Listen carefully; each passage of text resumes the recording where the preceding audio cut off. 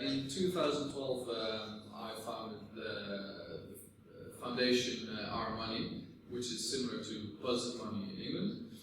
And with that, I got very acquainted to the plans of Buzzard Money to nationalize money creation, where you probably all know that it's currently created privately by commercial banks.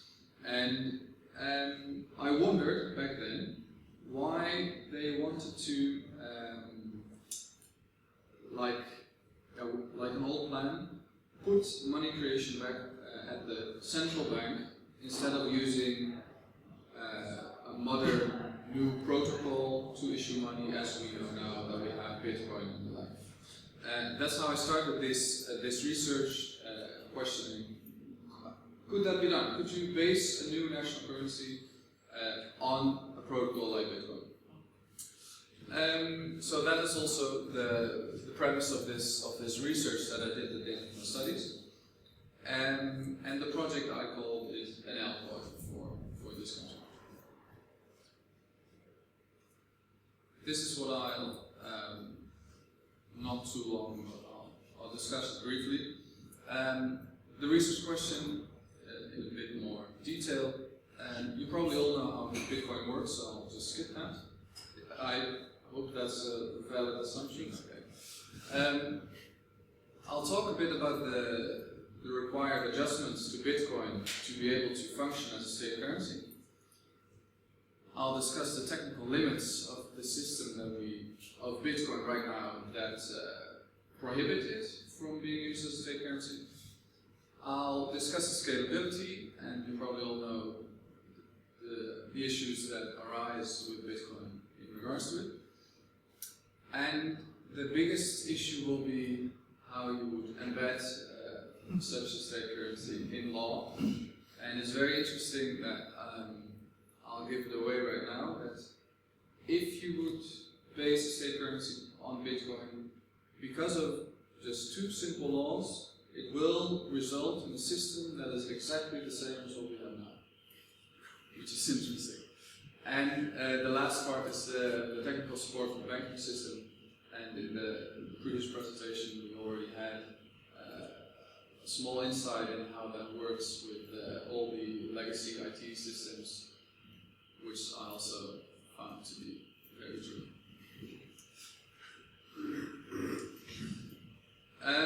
So we had the financial crisis, we know that, and due to the financial crisis I got interested in money and I started a foundation. And I came into contact with Buzzard Money and I asked myself why they wanted to base money creation in the central bank instead of on a new digital protocol that would be transparent. In this process of getting acquainted with money creation, the money system, starting the foundation, we get a lot of responses from bankers saying all these logical fallacies like money creation should never be put to use by the state because it's always ended in hyperinflation. Always. No doubt about it. That's why we have independent central banking, that's all good. So they mostly excuse the system. And that's mostly this dichotomy. So the above statement by Klaas van Egmond, which is a member of the SER, the Social Economic Advisory Board of the Government of Economics. He's one of us, and he says you should nationalize the money supply because of all these arguments in environmental aspects and social aspects, budgetary stuff. And our enemies are, for example, Wim Boonstra, the economist of the Rabobank, together with the central bankers saying you should never do that because when you give the power to create money back to the state, they will mess it up and you'll have hyperinflation in no time. So I was wondering, if they say this is true, would it be possible to base a state currency on Bitcoin so that you could technically prevent hyperinflation from happening, even though you place the money, the privilege of money creation back at the state? So I wanted to merge this seemingly contrasting concept in one technical solution. and there were many people not happy with it, including many Bitcoin enthusiasts, libertarians, and people from my university that really wanted me to make something politically neutral instead of something that had something to do with politics. People in information sciences don't like it. Okay, you know this, so I'll skip it.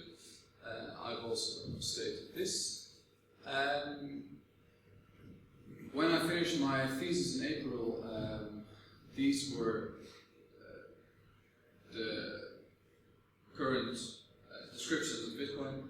Currently, as you probably know, now every node does not any longer require bookkeeping of the whole blockchain because of all the pruning and all the new measures. So I crossed it off. What technical adjustments would be needed to change Bitcoin in order to function as a state currency? There's just a few, and they're very simple. First and foremost, of course, is that instead of what we have now, with all the miners generating Bitcoins for themselves, is that the money creation aspect of it should belong to one party only, which is the state. The state, with one Bitcoin address or one private key or whatever, should only be allowed to create money whenever they want, whenever they say they need it, or whenever the central bank that has the private key for this privilege of money creation in this state currency determines they need it. They should only be the only applicants for money creation. This means that if you spread this hypothetical system out over a region of, for example, the Netherlands, you need a much larger block size than what we have now, 1 megabytes, because the transaction volume in our country is much larger than what we have in Bitcoin and so on right now. And you may want to instate a maximum size of the money supply in a technical manner to prevent that the state could print money unlimitedly, which is one of the measures that I want to encounter. I'll talk about that more later. So, how could you technically make the protocol as such that the state could still create money, but not create too much, so that you have two parties that you please? The state will create money, which is good for society and the state, and banks and all the people that say it will end in hyperinflation will also get their way, because there's a technical guarantee that the state could not print too much. Well, there's a few methods that I reasoned about, which is, one of them is a statistical limit. You could say the state is not allowed to create more money than X over a specific amount of blocks or over an absolute time. This is very akin to what Milton Friedman said about the Federal Reserve, that he did not understand why the Federal Reserve only targeted inflation or interest, why they just didn't let the monetary base grow by 3% a year. It's very like a computer. It's also, I wrote the quote down right here. He said, "I've always been puzzled by why they insist on using interest rate rather than the quantity of money. And if you really carried out the logic concerning the quantity of money, you deprive the Federal Reserve, America, of anything to do. Suppose the Federal Reserve said it was going to increase the quantity of money by 4% a year, year after year, week after week, month after month. That would have been purely a mechanical project, and you could program the computer to do that." And he said that very long ago. So that is a possibility if you base a coin on a protocol like Bitcoin. And you might want to do it more dynamically. It might get more interesting if you say, well, the money supply could only be increased by 3% a month or a year, and the government would never be able to create more money than the technical limits that you determine in the protocol. You could also do that based on other variables, which get, and if you use them, they get more interesting, because you could create a certain system based on the economy that you're functioning in. For example, you could say, over time, the state is only able to create such and such. You could also say, the state is only allowed to create this amount based on their expenditure. So if the state has one Bitcoin address, spends very much on certain things like healthcare or whatever, then the money supply is not allowed to grow very much. Or the other way around, if the state spends a lot, the money supply is allowed to grow for whatever reason. But you could write that down based on what the Ministry of Finance would want. But the really interesting one is the variable of the velocity of money, which is a problem in the Bitcoin system. Because to determine the velocity of money in a meaningful way in the Bitcoin system, you need to know when money changes hands in a very economic, valuable manner. Yeah. So you would need to be able to identify the actors of addresses and businesses, whether they add value. This is a problem for anonymity, and we'll get to that later. But it is still a possibility. One of the axioms in this system is that I envisioned that the banking sector would be mining this national coin and therefore gather the fees for it, so that you have the system that we have now exactly, except for the possibility with the protocol that limits the actors, and therefore that the state is happy and the banking sector is happy for not being able to have hyperinflation. Then the issue of scalability. I've had to do some very thorough statistical research into this. By the way, this presentation is going quite fast through these subjects, but my research is surprisingly long. It's like 140 pages, so if you really want to get to the details, you should really read it. It's in Dutch. And what they say, what the Bitcoin community currently says, is that there is a transaction limit of 7 transactions per second.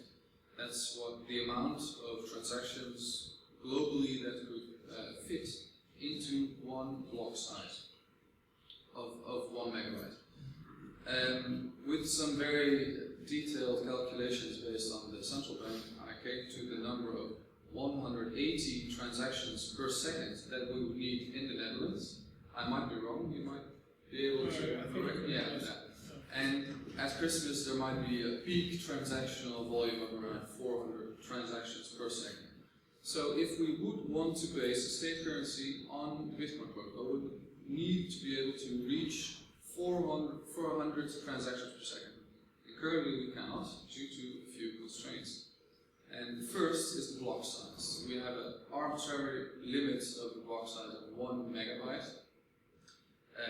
That we would have to raise to about 120 megabytes that transfer through the network in 10 minutes.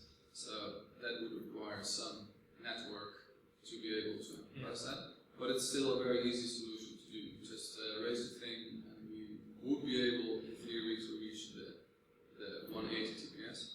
Another one is the block creation time. Like if you would diminish the block creation time so that there would be more blocks every minute, that would mean that that would also mean that the rate of transaction per second would be raised, and that the scalability of such a system to a national level would be possible. However, that was a problem because, as you know, with alt currencies that try to have a block creation rate of seconds or minutes, that there's very many collisions, which lowered the security of the system, and therefore a certain protocol was developed called the Ghost Protocol, and it meant that blocks would no longer be stored in a chain, but in a tree. So even colliding blocks that would not function as the definitive answer to what transactions would be allowed, colliding blocks would still count in a certain tree to validate the longest chain, but they would not generate new bitcoins. So if you would employ that Ghost protocol, you could lower the block creation time, because coalitions of blocks would still function for the security of the network, even though a coalition block would not generate any new bitcoins for the miner, but in this proposed system they wouldn't anyway, because the state would get all that money. And the last measure to increase performance to be able to scale is already being implemented, which is the ultra pruning and the simple payment verification nodes solution. So that's irrelevant. This means that in theory, in a few years, when network capacity gets better and improves, the scalability is intrinsically no longer an object or a problem. So this will be possible. And then comes the real problem, which is embedding this system into law. There's essentially two laws that make this problem interesting, which is the law of identification for financial services and the law against financing of terrorism.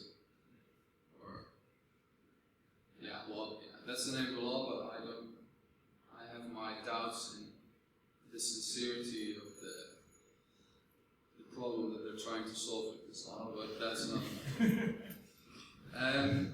So, these two laws... Then they should stop doing business with all the oil states in the Middle East. For example. Yeah. So, these two laws result in a host of problems in regards to the system of Bitcoin. The first problem is the one of address creation, where we now have in the Bitcoin system that everyone could create an address at will, is a problem for the first law of identification that we need. It states that if you want to have an account in your bank needs to know your identity so that they could report you for troubles when you spend some stuff in a shady manner to fund Al-Qaeda or whatever, or buy a very big diamond for a girlfriend that is from somewhere that involves blood and Africans.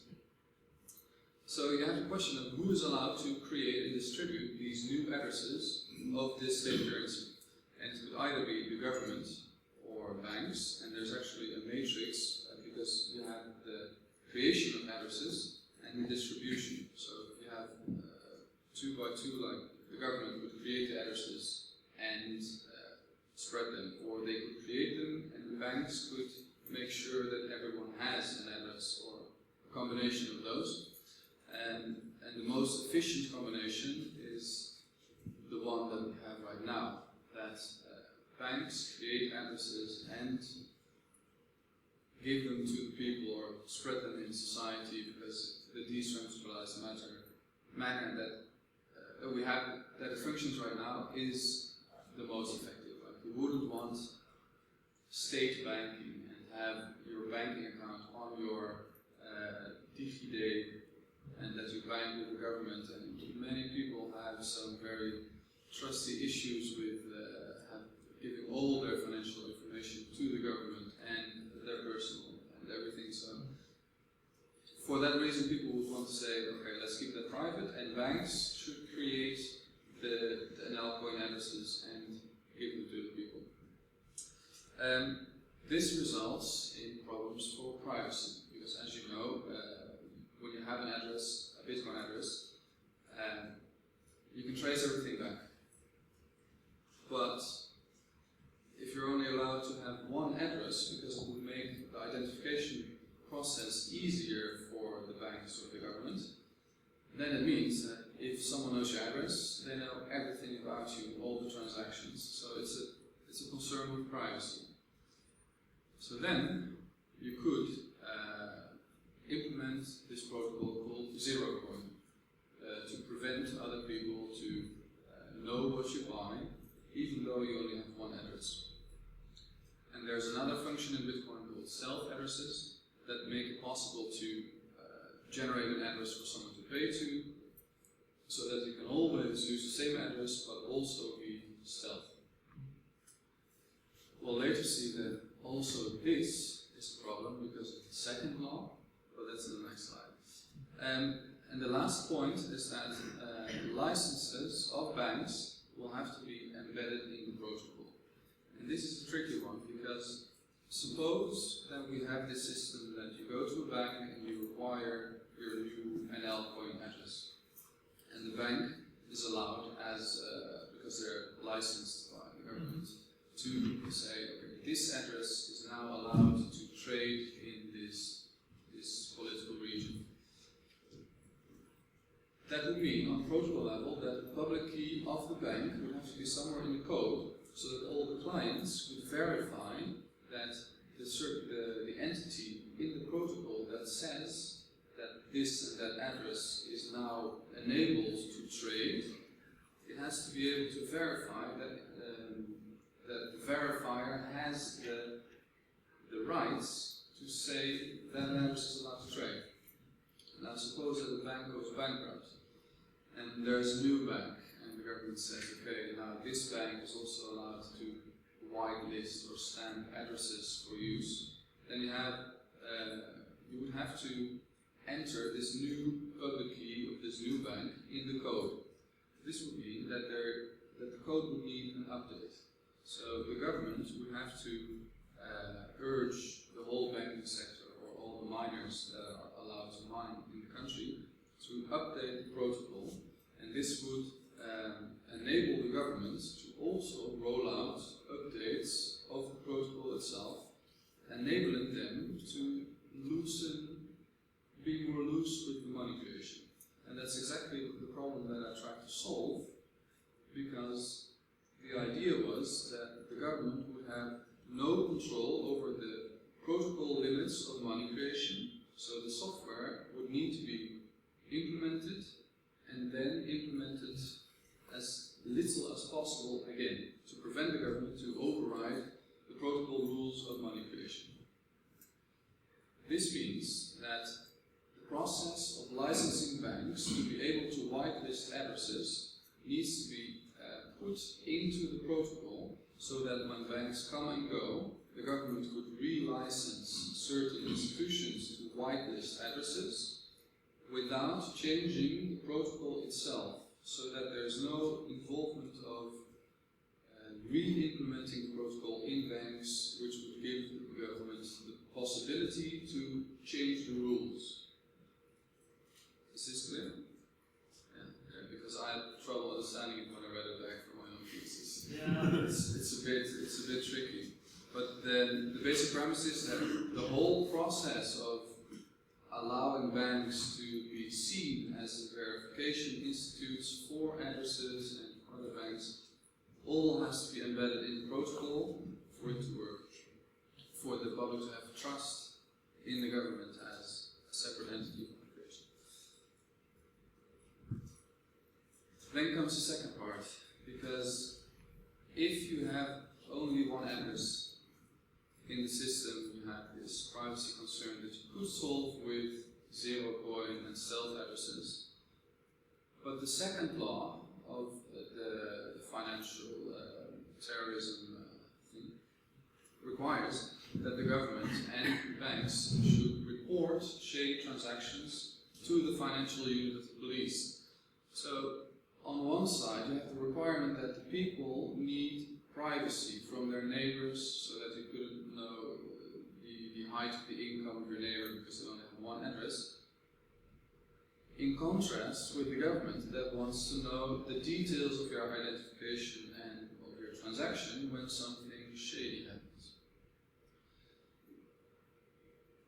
And this is something that I'll get to on the next slide. Yeah, okay. So I'll do it now. This means that on one side, publicly to your neighbors and to your surroundings, you want some privacy so that not everyone knows what you do with your one address and all the funding on it.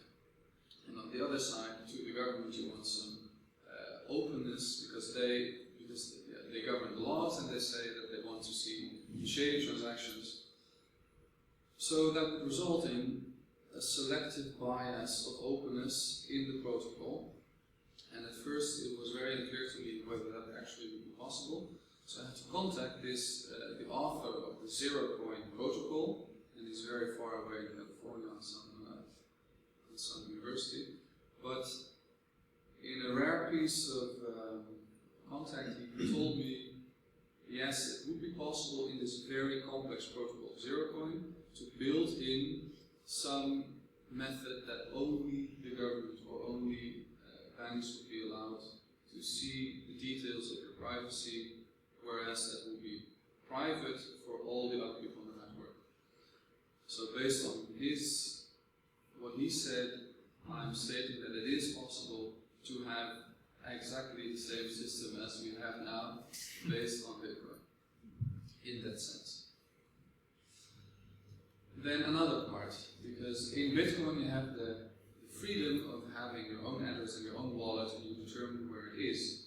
However, when a bank is able to, when a bank is required or has the responsibility to generate your wallet and your address, they have the possibility to keep the private key and still have control over your funds, which is something that Bitcoin is trying to solve. So this is a very hard part of determining whether either people are allowed to create their own addresses, whitelist them at some institute or a bank, but keep their own private key, or have the service of a bank that creates the address, whitelists it, with the possibility or the fear that they could control your funds, which goes directly against the principle of Bitcoin to be in control. So you see that in every step, the premise of the system is trying to get to the system that we have now, which is very difficult. And there are some other systems that we have now that require the same aspect of it. Consider, for example, the incasso, which is direct debit in English. In Bitcoin, you could create, no, let me say it differently. You have control over your own funds. So the function of incasso that we have, maandelijks overschrijving, that someone else easily decreases your amount on your bank account to pay themselves or something, isn't so easily to implement in Bitcoin, because you are in control of your funds. So you could implement this, but you would have to make a smart contract, so it is possible. So you would have to send a message into the network saying, okay, hereby I declare this address to be allowed to detract this amount from my address whenever they please, or based on these things, and the other party would have to agree, and you would have to send out another smart contract for when you want to cancel that agreement, and it's very complex, but it is possible. However, you might not want to do it like that because it involves a lot of work, and for users, you know how users are.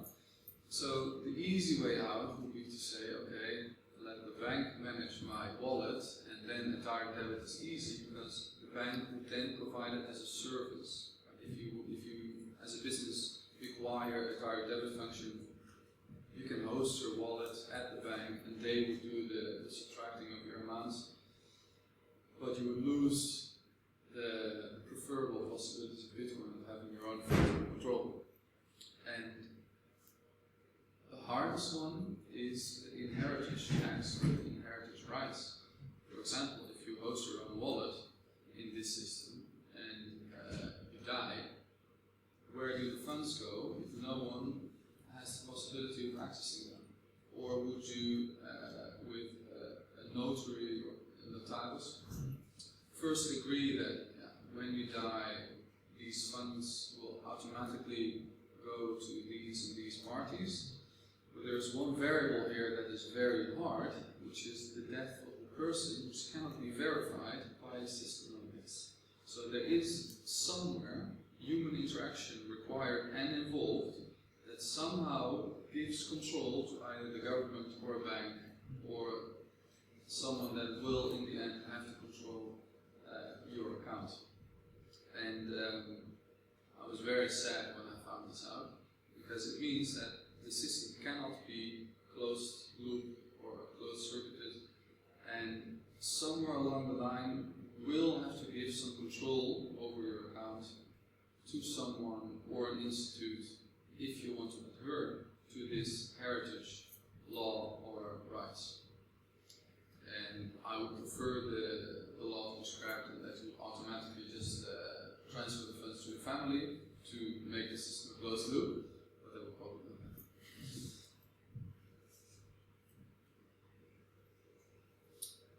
then the last point, which is the technical support in the banking sector. As the previous speaker already said, their systems are huge. It's based on legacy code, and they have so much power, as in computing power. They have server farms that you cannot imagine, because they have to keep all the transaction data and all the, well, that's not even the biggest amount, but they have to duplicate it fourfold in many gigabytes in many centers. But the biggest aspect of their problem is reporting to the government currently, because they constantly have to report all kinds of statistics and to comply with the financial regulations. And that would would actually be a windfall for them, because if you would implement this system, then the banks would no longer be required to run these huge data centers gathering statistics about their money supply and their customers, because that would be kind of public. You could just, with someone at the central bank or the Ministry of Finance, could just connect to the network and see at which banks or at which accounts do what, if the banks just supply their identification information. So that would be a huge reduction in their problems. However, still, they would have to store the biggest parts of the blockchain, because they would be mining them. And why they also, in the legal sense, would be required to do that, I'll tell you in a bit, but it has something to do with the political currency area. And I got told that a hypothetical transition to a system like this for the banking sector, even though the principle of the protocol is easy, would require 10, 15 years of it. And that was about my house. In my youthful idealism, I hoped, Who told you that? These were some very nice guys from the Rabo. Okay. And they have some, the technicians, they're really cool guys. They're just the technicians. So there's a few windfalls for them, and they have to make huge investments in their services. So the question arises, isn't it easier for this hypothetical system to just have some new startups that start up from scratch, implementing this stuff, and just be done with it? And I'm afraid that, just like the Bitcoin system itself, that would be needed, and the banks would be against it. So the feasibility of this hypothetical system is already shaking. And then the open of the decentralization thing. In a currency like this, anyone could mine it. So also banks from outside of the country could hypothetically mine your state currency. That would mean that if the amount of banks from outside of the country would outnumber the one in your own country, and the government would want to update the protocol or have a say in it, and they would say no, then you lose your sovereignty over your own digital state currency. Presuming that you want to keep it, you would either have to implement a hard fork, or from the beginning on say, okay, we want also the control over who is allowed to mine this coin. So you would have to also embed in the protocol a system of allowing certain addresses to mine the coin just for the transaction fees, to keep the control of the political influence sphere over who you can manipulate it to updating the protocol as a political area, which would also result in the system that we have now exactly. Because now the government only has a say in our banks, what they're allowed to do, what they should do or not. And no bank from outside of the country has anything to say about our own system or our banks. So that's a very interesting point. So the general conclusions are, the software to implement it is not complex. I actually made a prototype for a digital state currency that is based on Bitcoin. It's very easy, it's not hard to do. The technical limits on the money creation are excellent. You could just have some hackers on the Ministry of Finance go wild based on some variables that they have about the economy, that they could just program it in and it would work splendidly. It wouldn't be so hard. It's unclear whether the scalability thing would work because we're not in the future yet, but we presume that this system will grow to 180 or 400 transactions per second to allow a whole country like us to have state principles in Bitcoin. And the embedding in the law results on many problems and many decisions to be made about where to host your wallet and stuff like privacy. And probably that will all end up in the system exactly as we have it now, based on pragmatism, because it will be easiest to keep everything systematically as it is, have the banking sector keeping our wallets or manage the identification for bank accounts and all that stuff. Mostly things would stay the same for us. And there's, as I said, a tough choice in the freedom of wallet management and privacy and the stuff. That the processes with inheritance tax and when you die. And the final conclusion is a hyperinflation-free state coin is possible using Bitcoin, wouldn't be so hard even. The technical challenges are mostly scalability and the anonymity of privacy and the users therein. And the banking sector would be hugely against it because of all the enormous investments that they already made and could write off and have to make the transition to it, so it would be easier for new coming parties to just establish this from the ground up.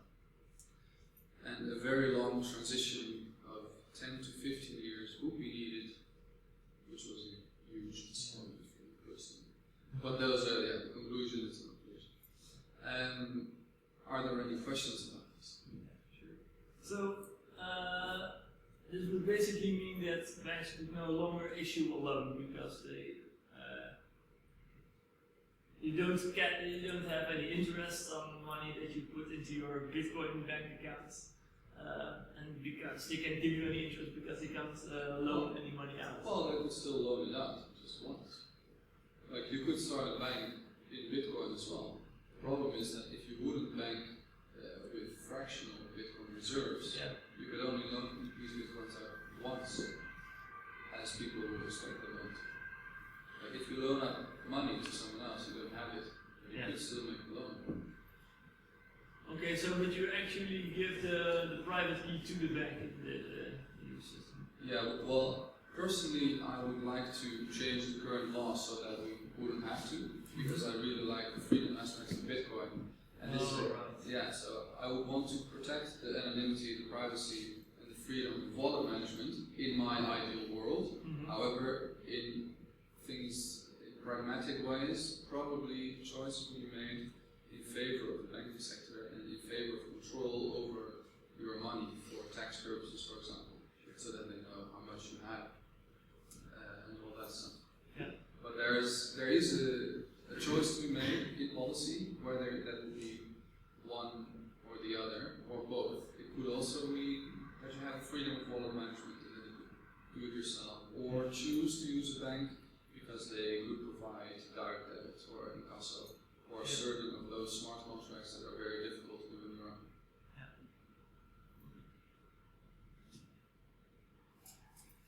Any other questions? Are you sure you're not trying to solve a problem in the current system rather than actually letting this new technology run its course and change the laws when necessary once solutions start to surface? Yeah, it's very cumbersome, I know, but it's the result of this is purely on the hypothesis of whether it would be possible to have a stablecoin that guarantees against hyperinflation to do away with the criticisms from banks. So I know already Bitcoin is already a very good product and a superior payment system, and I would really applaud that. It's just an academic way of shutting bankers up about possibilities of hyperinflation with the digital coin. Isn't the best way of shutting them off making them relevant by just creating that parallel system that's slowly start developing.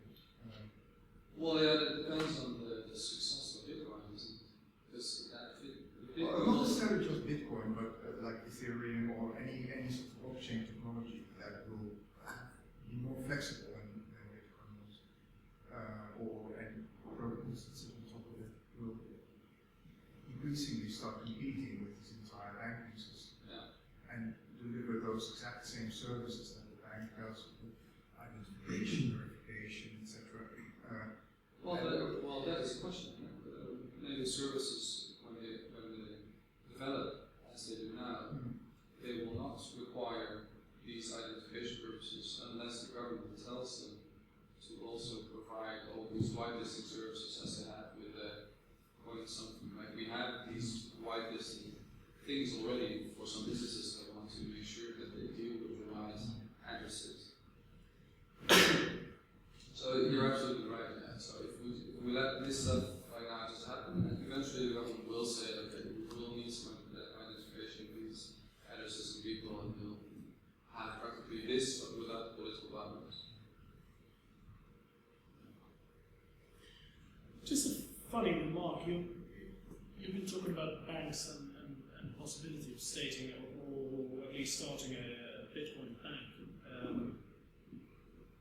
There might be a very cynical view on reality, but I think it would be very easy to start a Bitcoin bank because it wouldn't be called a bank because you're not trading a currency. And you're not trading money at the moment. The way Bitcoin is defined right now in Dutch law. In this sector, the civil law, Bitcoin is defined electronic money is defined as a claim on the issuer. So in the current paradigm, Bitcoin is not seen as money. However, my definition of money is one more close to Aristotle and the pure definition of money. Money is something that you solve debt to instead of the debt itself. So from an absolutist standpoint, Bitcoin is the most pure money that I've ever seen because it's used for payment, it's not a debt, it's very easy, it's clear, it's very good. Oh right. Yeah. I mean, from to go from current reality to your vision on sort of national currency or national money, new money in this system. I think it will be easier than you think, at least from this perspective. From this particular point of view, in creating a banking system right now, because everybody is allowed to start a Bitcoin bank, because in our law it's not considered a bank. Yeah, so then you would would just just be fractional banks. Banks doing fractional well, the funny thing is that you can make it a fractional bank if fractional banking is possible in the Bitcoin system itself. you just need people to accept your claim on Bitcoin to internally be used as a Bitcoin derivative, after which you would have the same as the current system. Exactly. But then you get things like Mt. Gox Bitcoin is worth less than Bitcoin on some other exchange, so you get different versions. Yeah, you essentially have free banking again, like in the 1600s in England. However, the difference would be that you wouldn't have a state guarantee on your derivative Bitcoin money of the fractional Bitcoin bank. So if that bank goes bust, your Bitcoin derivative money is gone. So that would be some nice libertarian effect. And leases would be happy. We'll go to. So please a big applause for Luuk de Waal Malefijt.